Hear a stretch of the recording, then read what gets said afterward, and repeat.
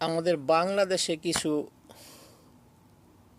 জনগণ আছে, যখন কোনো দেশ অন্য কোনো দেশের সাথে যুদ্ধে জড়িয়ে যায়, তখন আমাদের বাংলাদেশের কিছু জনগণ রাস্তায় নেমে মিছিল মিটিং করে। সেটা দেখেছি সেই ইরাকে যখন প্রথম হামলা করেছিল আমেরিকা, কত সালে আমারও এখনও মন নাই, কিন্তু যুদ্ধ যে হয়েছিল প্রথম, সেই সময় থেকে কিন্তু আমি এটা সরাসরি দেখে আসছি। ঠিক আছে? আরে ভাই, তুমি আমি কোনো দেশের পক্ষে বা বিপক্ষে রাস্তায় নেমে সমর্থন করলে কোনো লাভ হবে? কোনো লাভ হবে না। বাংলাদেশে কি আছে? কিছু আছে? কিচ্ছু নাই।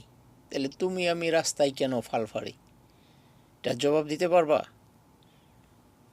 দাও কাশি দিয়ে কি যুদ্ধ চলে এখন? না তরোয়াল দিয়ে যুদ্ধ চলে? সেই যুগ চলে গেছে আরও 100 বছর আগে। এখন রিমোটের মধ্যে সারা বিশ্ব এখন হাতের মুঠোয় রিমোট কন্ট্রোলে যুদ্ধ চলে। ঠিক আছে? আমাদের বাংলাদেশে আছে কিছু?